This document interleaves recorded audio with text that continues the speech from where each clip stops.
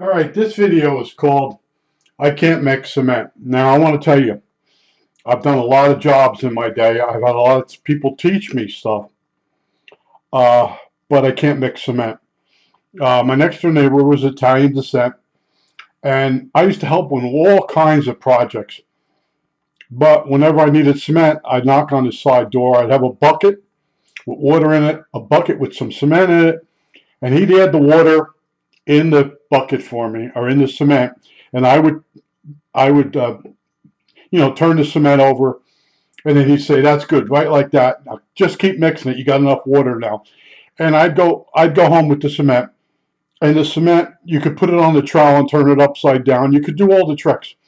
I could not mix cement like that. He could look at the cement, and he knew at some point when the cement was gonna like start to cure.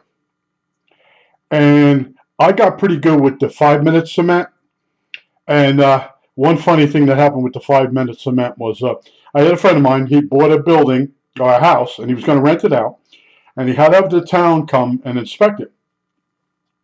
When they came in, and the downstairs cellar, there was a finished basement. And he went and looked at in the bathroom. There was a hot water heater, and the vent of the hot water heater came up and went into the chimney, but there was no seal. So he wrote it up as it needs cement. So I discussed this with Frank. Now, Frank was also Italian descent, but he wasn't sure how much cement we should buy. And I said, well, I said a box of this quick drying cement should do that seal. That's what I used to use. So anyway, we go to my friend Henry's hardware store, and we get a box of the cement. And on the way home, I said, this stuff cures really fast. I said, you mix it up with a little water, and we're mixing it. And I'm telling him, I said, dude, you got to get over there by the hot water heater. And he's like laughing. I said, it cures. All of a sudden, it just, when you turn in the stick in the cement, all of a sudden, it's getting harder. It just whack like that. So he's spinning it. He's laughing at me as he's walking towards the hot water heater. The stick gets stuck in this 5 minute cement, and he goes to lift it up, and the stick won't come out of the container. He goes, you weren't kidding. I said, look, it's one thing I know about in life is I don't know how to mix cement, and I know when I'm in over my head. And we go back to the hardware store, and we get another box. We come up. I said, no, just stand next to the hot water heater, and I'll tell you when. I had to watch. He starts putting it on. He got it. He got the consistency good.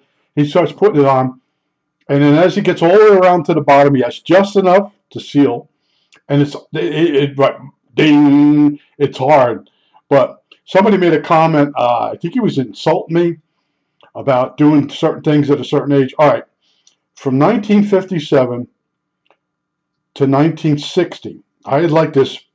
I became aware, it's the period of time I can really remember really well.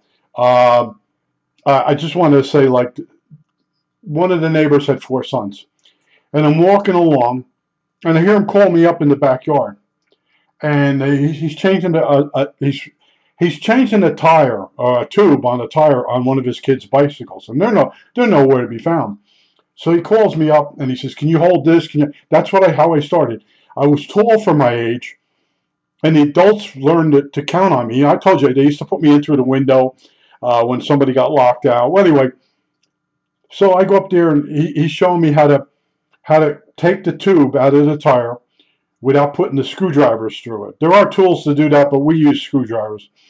And he's explaining everything to me. And then we get the tube out of the tire, and then he comes over and he did a hot patch. He says, "You're too young to start flames and that." But he showed me you rough up the tube, you make sure it's clean, and on the back of the tube kit, the tube repair kit, tire repair kit, whatever you want to call it, and it had a grate. And he showed me you got to rough up the area with this grate. It was a metal screen that was on the top of the can, and you run that back and forth, and you get it even like it's sanded, and then you put a thin coating of two thin coatings, one coating, then another one of the glue that comes with it, Now, in his case, the second coating, he lit a match and hit it and set it on fire, then stuck the patch. And the patch has a backing on it. You peel away. It wasn't double sticky. It might have been something like that that would stick to the glue. So he teaches me. That's it. I know how to change tires. And I was doing them for kids older than me that were totally clueless, you know. But I can't mix cement. I still can't. Oh, the other thing I can't do is, well, I don't drive anymore, but I couldn't park to save myself. And a lot of people go, oh, it's so easy. It's not easy for me. All right. Judging distances and that when you're in the car. One time the neighbor, she wanted me to put her car up in the driveway. It's a real steep driveway, and I was having trouble. And she's saying to me, like, boy, you can't do that. And I said, no. I said, first of all, I don't have a driveway that steep that I have to deal with. I said, why didn't you do that? Well, I can't do it. She couldn't do it. I couldn't do it. But her daughter could just back that car right up that driveway. Now, on either side of the driveway is a brick wall, and on the other side was those landscaping timbers, 6x6s, whatever they were. So if you messed up, you dented the car. So I was real careful when I did. I did not like it. Plus, when you're in the car, you're on an angle like you're in a rocket ship. I didn't like that. But there are things I can't do. I'm very bad with my English, and I was born in the United States. I can't spell very well. You know, now with the spell checkers and stuff, I have half a chance. But, oh, the other thing, too, is one time I was at a friend's house. He was building a house, and I was helping him. And he had to call Channel Lumber and ask if they were how late they were open. So he picks up the phone and he dials like that, the 411. Yeah, 411. Yes, I need the phone number of Channel Lumber. Okay, thank you. He hangs up the hook. He goes, yes, can you tell me what time you're open to? Okay, thank you. And he hangs up. I go, no freaking way. No freaking way. What do you mean? I said, he dialed 411, got operator like right away. So he did it, let me listen. Son of a bitch. I said, you can remember a phone number that someone just says to you? And he goes, yeah, I can't do that either. See, my expertise and my best part where I can really concentrate, and I know a lot about the thing, is electronics and mechanical stuff. I'm really good. And right now, what you're looking at is my my microscope, and I have the variable capacitor in the plastic box from the Channel Master radio, and it almost seems like to me it could be glued together, but there's a tool back then they had. It was a wand, and it vibrated at the end. The tip vibrated at ultrasonic speeds. And if you put two pieces of plastic together and touched it with this ultrasonic wand, it would melt them. It would fuse them together. And that's what this thing looks like it was put together. Now, tomorrow, I'll find the edge. The microscope is too wacky. It uses ultraviolet light, really. It's LED, but what you see on the display is stuff you don't see by eye. It's just, it lights it up, and it doesn't give you a true image of. If you look at this part by eye and look at the microscope, it's two different things. This has a infrared, ultraviolet, whatever component to the display. So you're seeing stuff that your eye wouldn't see. But I don't see I don't see an edge that I can get. I start scribing it with a X-Acto knife and then try to click it and crack it. That's tomorrow. I don't want to do that today, because if I screw up, I'm going to lose sleep. I'll lose a little bit of sleep tonight thinking about this. But those are some of the things. I have these quirks. I have to get up at the same time every day. I can get up, eat breakfast, and go back to bed, but I can't sleep in. It's just, I start, like, my body will start dumping adrenaline, and I'll start twitching, and and I try to judge how many more minutes I got. I can't do that either. So sometimes in the morning, if I wake up an hour and a half too early, I have to get out of bed. I can lay there and think, but I have to be able to see the clock so I don't oversleep. I don't have to go to a job. That's another quirk. Now you guys, like don't believe what I did when I was 7 years old. And my dad had a TV repair shop, 1960, and I would be 8 years old then, and they would get a radio in, and I would take the tubes out of the radio, test them in the tester, and then say to my father, all the tubes check good. And then he would work it from then. And then I started pulling radios out of the garbage in 1960. And I knew from watching him, I told you this before, when you plug the radio in, he said, mate, the guy could tell what's wrong with the radio by listening to it. When you plug the radio in, if you hear a certain amount of hum, normally the filter cap's bad. You could have a heater to cathode short on the tube.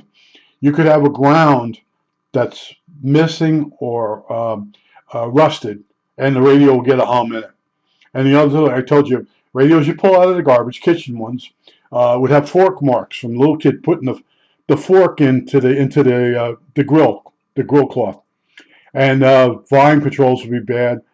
Sometimes they break the wire on the back on the it's the antenna on the back, but what the hell is it called? It's not a loop stick. Anyway, there was a piece of cardboard on the back of the radio. Sometimes it'd be wasn't for mica. Anyway, that would sometimes be broken back there, that antenna, and it was a loop antenna, but it had a trick name to it. But anyway, that could be broken. And then a lot of radios, when you got them out of the garbage, would have the tubes pulled. People would take the tubes out thinking they were going to be worth money. They never were. Let me think what else would be wrong with the radio. Oh, the line cord would be all rotted. Those were good radios. And you would see some like burnt mark. So the person would say, this thing's too dangerous. And those were from like 1937. They were a little bigger table. They were table radios. They weren't kitchen radios. And I bring them home, and I had a line cord. So I had line cords. I took off ones that I just brought them home just to get the line cord. And I was about 10 to 12 years old then. Oh, and the other thing too is I had power tools at an early age. I had a soldering iron. I had a 2-position Weller soldering iron.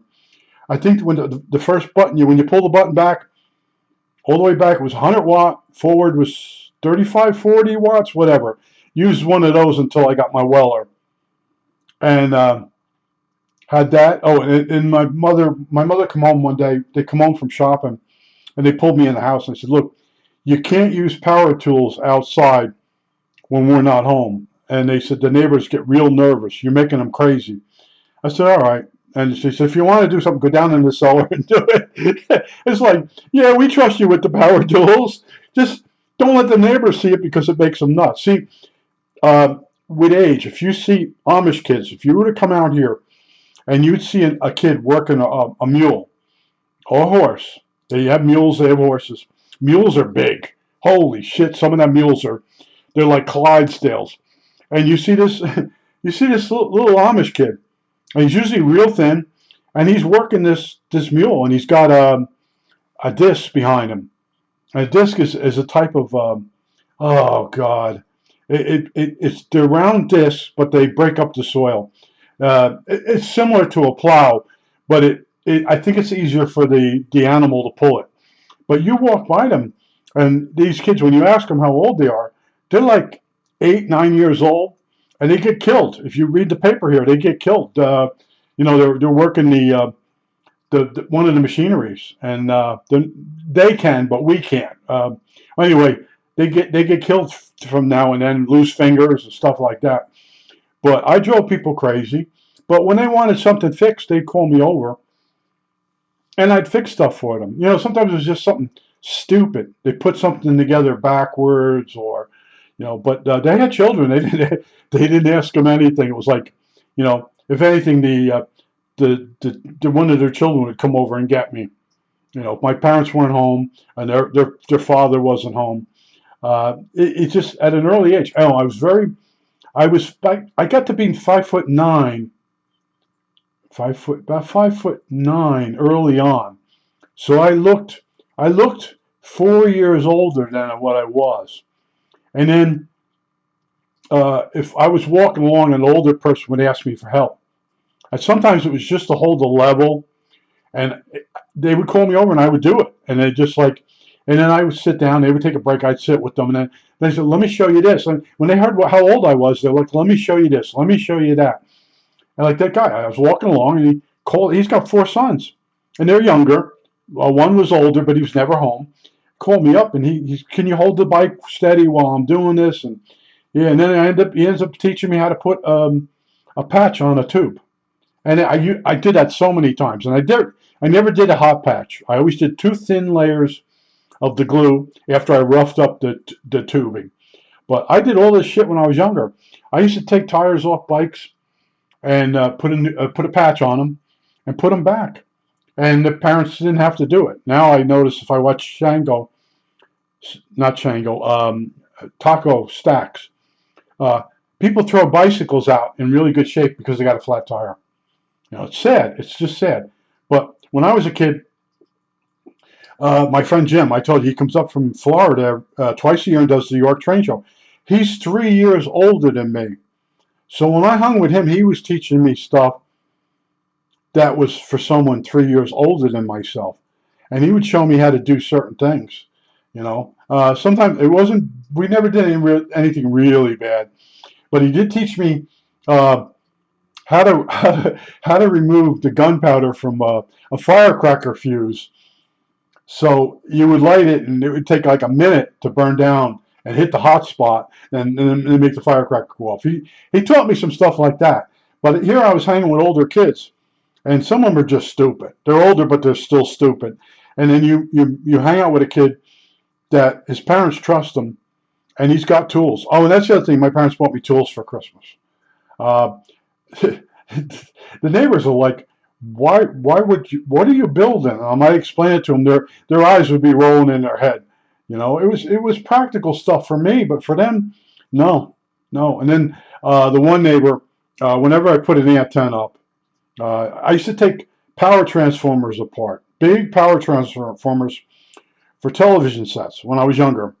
And there's 4 bolts that hold them together, and then you got to give them a little bit of pounding with a hammer. And then the 2 cups come off, the shells, and then you got a little bit of tar and crap you have to hit, and it's kind of hardened if it's older, and you crack it off. Now you're down to where you got to take the laminations. You hit the laminations and take the laminations out of the transformer, and the first few windings on the outside, they're the primary usually, and I would save that wire. That's for making crystal radios. Then the next layer would be like the 12-volt winding, and then as you get the winding in the center would be like a 6-volt winding, a thicker wire, and that's the wire I used for the antennas. And it was bigger than 18 gauge.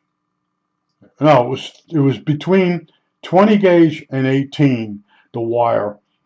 And I made my own insulators, and I told you I had that one radio, the regenerative, and my one neighbor, he was such a jerk off. He claimed he was getting color bars on his television set from my radio, and I'm like, it's not even on. He just wanted me to take that antenna down, and I wouldn't take it down.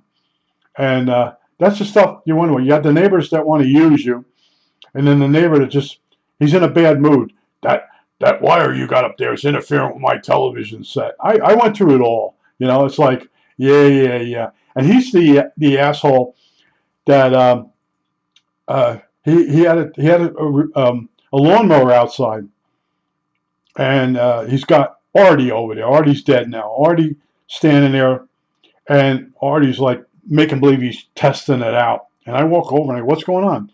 Oh, the lawnmower won't start. I said, that lawnmower can't start. There's no on and off switch on it. There's no wiring. And Artie doesn't notice any of that. And the owner goes, you're a fucking retard, or fucking stupid to me. Okay, yeah, I'm out of here. What it turned out to be was he had 2 lawnmowers in the cellar. One was for parts, And the neighbor on the other side, the engineer guy, he used to repair the guy's lawnmower for him. And the guy got in a hurry. Instead of bringing up the lawnmower, he brought up the parts lawnmower that was missing parts. And Artie was that clueless, okay? And Artie was a lot older than me. He's 4 years older than me. And I'm standing there going, this can't work. There's no on and off switch. It's so freaking obvious. But I was the fucking idiot. He called me a fucking idiot. So I went in the house, and I'm sitting at the dinner table. And I said, Grucock, that's his last name. He called me a fucking idiot. And my mother says, what did you do? I told him. My father was just chuckling on the other side of the table. I said, there's no on-off switch. There's no wiring on the top of it. And I couldn't figure out what's going on. So then my mother called Mrs. Grucock up. And she said, yeah, it turned out that he brought the wrong lawnmower up. I should have went over and told him off, but I didn't. I was younger at that time. And in later years, I always helped him. He was stupid then, too. He knew he had cancer, but he didn't tell me he had cancer. This is, all right, here's one of those moments that you can appreciate that I've gone through. He's got cancer. My parents are already gone. He's still alive. He's still chugging on those frickin' cigars. And he knows he's got cancer. So he comes over, rings the doorbell, and he says, can I borrow your bathroom scale? I said, oh, yeah, okay. I said, I'll bring it over. And it was a digital. It was a Sears. And he's getting on it, and it's reading exactly what his is reading. And he's going on. He said, what's the matter? He goes, I keep losing weight. I don't know why I'm losing. But he knows he's got cancer. But he's going in circles. So he's in denial. So he just lost weight, and he finally died. All right. So anyway, but he tormented me that whole day. Can you bring the scale over again? I kept going back and forth with this thing. And then the other thing, oh, his daughter says, my father's losing his eyesight. He had cataract surgery, but back then they didn't have it perfected. So he could only see out through a little tiny window, so my neighbor said. So she says, I need something so he can sign documents. All right, so I got a camera, I made a base, power supply, RF modulator. I put it on top of the television set, and it had a little bit of an area to put your checks on and to sign them. And I turn it on, and there's in large area the TV set with it took the little tiny camera, and it made it bigger on the television set, and you could adjust the amount of gain on the camera, or I should say the size. And I showed him that. It was real simple. And so we put a check there, and he can't sign. What's going on? So he tells his daughter, I'm totally blind. Yeah, that's a nice moment. Let me buy a camera. Let me buy an RF modulator. Let me build a power supply. Let me get a board and mount all the parts. And with all the connections to go to the TV set, so you can switch between TV and camera. All right? So she goes, gee, I guess she didn't say like, well, how much do you have in this? No, I was like, well, I guess we can't use it. I should have learned at that moment to change my phone number for her. And she's the one, whenever my company will only let me take off on Tuesday, Wednesday, or Thursday, but not Monday or Friday, because I was a key guy. And she's the one that always called me up. Why do you always take off on Tuesday? And every time I would politely explain it to her, but it didn't sink in. But that's another person that used to say, oh, I'm so much smarter than everybody else. No, you're not. You're probably the dumbest person I've ever had to deal with. But this is the stuff you go through. And being a nice guy, this is the mess you get yourself into. And I keep telling you guys, that's why I'm the way I am. Because my whole life, I believed in helping other people and looking out for the other guy. Now, I just told you, I am helping a guy out in the neighborhood, but he's helping other people. And then they always bring me cookies for Christmas. There's certain people that someone will say, why are you helping them? They need help. And then like they look at me for that. No, I got to get something in return now. I tell people straight out, I didn't get nothing in return. I mowed a lawn here, the house that's hooked to me, for 3 years. I got 3 jars of Raisinets. That's all I got. The girl herself that owns the house never said thank you. Her mother gave me the Raisinets and said, "Thank you. You're a really kind person."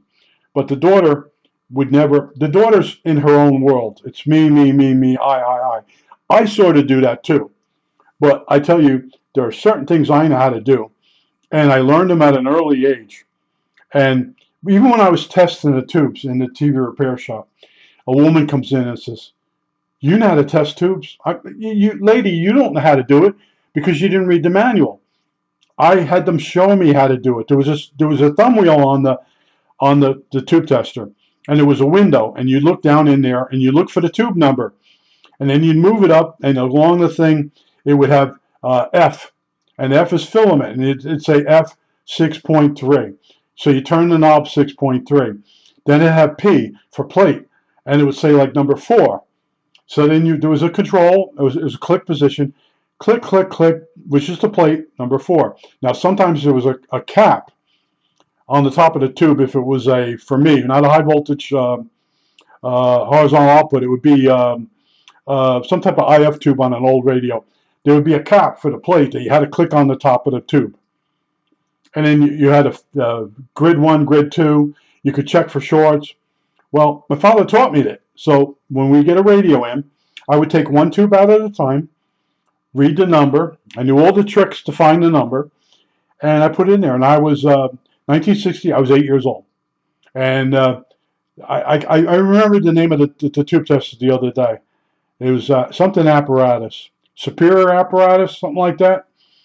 And I sold that tube tester at the flea market for like $5. They're going for probably $50, $60, on eBay, and then shipping on top. But I didn't see a use for the tube tester anymore.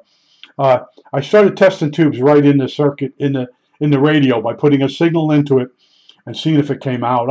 I switched the way I was troubleshooting. See, a lot of people, they put the tubes in a tube tester first, and they put in it is once in a while. I had that one radio, that Navy radio I did, actually had a tube with a bad filament. That's what was wrong with that radio. Besides the fact I had to recap it. The radio doesn't have enough space inside to put a regular power supply. You'd have to make it special. And that Navy radio that I did doesn't have the AM broadcast band. But I bought it just for the form factor. And it had a double tube front end, and I just wanted to see that. But anyway, I bought it, and it was a great idea at the time. But I want to tell you, there was a period of time, and me and my friend Jim, he comes up here twice a year to do the York Train Show. I hung with him from '67 to 1960. In 1960, he went into 7th grade. And his mother didn't want him to hang around with me anymore because I was 3 years younger. And it was a big thing. My mother tried to explain to me she wants him to hang around with kids that are more his age. And we used to play trucks together up on the hill. We had a big lot near my house, and he liked playing with trucks. He's still to this day into what did I say, S gauge, pre-war. I can never remember. It's pre. Some of his trains are pre. I thought they're pre-World War II. They're pre-World War I trains. He's got mint in a box, and he can't get what he bought them for. And that's one of his hobbies is selling trains, model trains, not real ones. But yeah, I learned a lot from him. But he became he got his degree, his doctor's degree in math. So he's pretty good with math. I have a way of working math in my head because I was terrible in math too. Forgot to tell you that I was bad in English, bad in math, geography. I couldn't spell the names of the countries. I had a lot of disabilities, but you bring something electronic in front of me, and my brain, it fires on all cylinders. It gets excited. I get excited sometimes just looking at electronic parts. Like when Shango goes into a guy's house and the guy's dead and he shows the boxes of parts. I have some of that. And that gets me, I like looking at that. I like the parts. They have good memories for me, except for this tuning capacitor, But tomorrow, I'm touching it tomorrow. I'm going to take the X-Acto knife, and I'm going to try to figure out where that's welded and start scribing it and try to crack it loose. And like I said, if I had another one, I just take a hammer to it, and then I know right away if it was glued or if they use that ultrasonic wand. How I know about the ultrasonic wand? At work, they fixed Mattel Intellivisions. The boss moved out older banking equipment, or actually it was Sears equipment. He moved out Sears equipment to Texas. And then he said, we're going to get more stuff in. And we got the Mattel Intellivision. Now, they put me in a room with other people evaluating it. And then they asked me my opinion. I said, it's a toy. Well, we're going to set up repair site. It's a toy. And I said, it's a toy. It's not going to be around long. It's a video game. And we were running through video games like Atari. We were just running through them. And these old men didn't realize that there had been other video games that were now obsolete within 6 months. Sometimes you got a little longer, but they set up these repair centers for Mattel Intellivisions. And by the time they got them set up, we no longer were getting the ones in for repair. You could buy a brand new one at Toys R Us for less money than a repair on one. It's a toy. It's a toy. No one listened to me. And then the couple guys that are supposedly smarter than me, they just wanted them in so they could goof off on them. And when they come in from people's houses, they had cockroaches in them.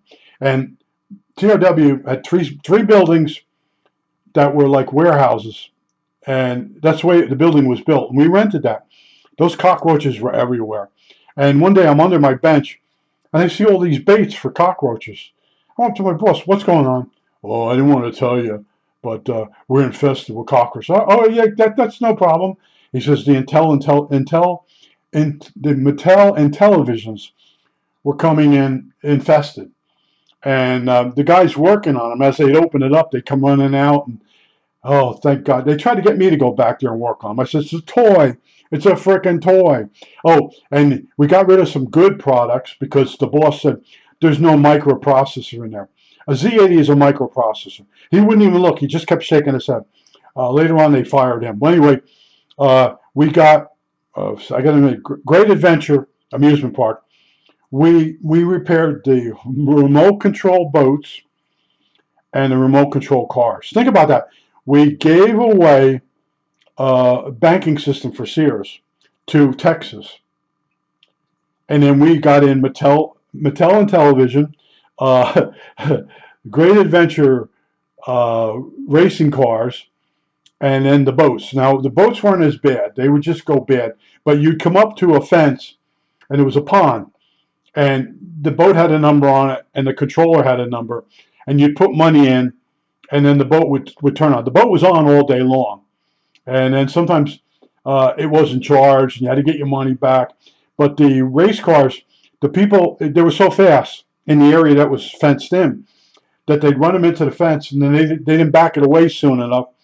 And the axles there were pins in the axles that would snap off. And we had a guy that had to repair those. I know the guy's name. I won't say his name. Insanity. I've been through a world of insanity, you know. But yeah, the boss. There's no micro in that. The big keyboard. It was for financial FDS, financial data systems. Yeah, big. They kept calling it a keyboard. I says it's a complete computer. That's the motherboard. They didn't know what a motherboard was. And the guy called me in the office.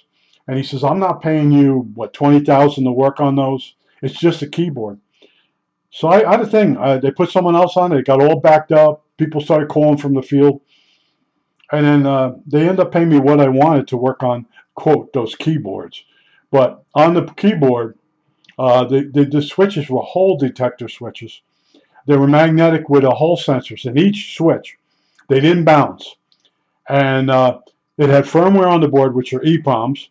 RAM, which were 2102, the early RAMs, and then firmware, RAM, there's something else. The processor was 4004. That's one of the first processors, and they were the gold ones, the ceramic gold ones. They're worth quite a bit of money now. They were all over the place. we had bosses that when they in an emergency, they'd sit down and try to fix one of those boards. And there was all kinds of notes I would send out with the board. And I wouldn't, if the guy kept the box in his trunk and it bounced around, it would break the switches that had light bulbs in them. So what I did was I put the light bulbs in little plastic bags next to the switch. So when the guy took the motherboard out of the box, he then had to put it in place and then put the light bulbs in. If you left the light bulbs in, they were like little grain of wheat bulbs with prongs on the bottom. If that got hit from the top, they'd break the switch. So I was doing all these mods to the shipping, so they weren't coming in anymore. But yeah, that was a complete computer on a thing. And then I found an EEPROM that when you put it in, it would cause all the lights in the machine to blink. And all you had to do was go along with a scope, and you could measure all the gates and everything. Well, this one guy had extra ones made, and the boss put them away and lost them. The guy that worked on the job, I don't know where it is. I don't. He would ship the board with the test software in it, and then he quit. He got a lot of stuff came back. They pulled him in the office, and he couldn't fix the boards. And he would say to the boss, I'm bored. And then one time he come down to my house, and he was working on something for school. He was going to college, and I'm helping him with it. And he's telling my mother how he fixed boards I couldn't fix. They all came back. There were intermittent boards that were in the morning. They were, what did I call it the other day? Morning sickness. Then some that at a certain temperature, they just lock up. And it's very hard to find. But he would test it, use a heat gun on it, ship it out, and then it would come back. And later on we used the serial numbers. We tracked the board. If a board came back 5 times, they would take it out of the system. And the system was wrong. I had a big fight with the idiot that ran the system.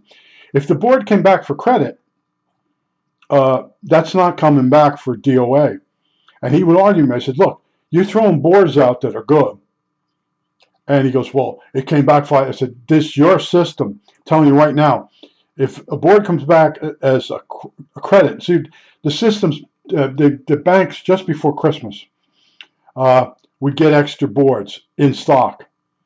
And then after Christmas, they send them back. They want the credit. And you had to retest and put them in the stock. Well, this guy's system would flag the board as being in 5 times or whatever, and now we throw it out. I used to sit there and argue with these geniuses, and go back and fix your system. And then I had a system on the board. If it was ever a DOA, dead on arrival, I had a mark I put in a certain part on the board that when it came back DOA again, I would test it longer and you find out it was intermittent. But a lot of times, you only got a few minutes to work with the board. And you'd find something wrong on the board. You'd fix that, never realizing there's still an intermittent somewhere on the board. But a lot of it was just the way the boards were handled. They had people that were putting them out on the racks. Just they would stack them. They didn't care. They didn't care if they broke parts.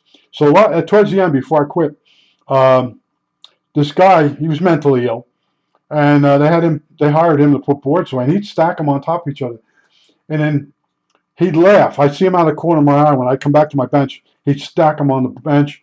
I'd go tell the boss. He'd get balled out. He still kept doing it. He was laughing. He thought it was fine. I wanted him fired. Never got him fired. But it is what it is, at this point. But I just want to tell you, my strong suit when I was little was anything electronic. You caught my eye. It was like I was all running on all cylinders. Show me, just show me. Anything with a car, motorcycles, bicycles, anything mechanical. And I had a lot of people that would take the time to teach me. And, other people, they would talk like, well, I have a friend. Well, that doesn't make you know how to fix a motorcycle. Did you ever get your hand dirty? No. Well, you got to get in there. And when the guy's teaching you about motorcycles, you're holding stuff for him.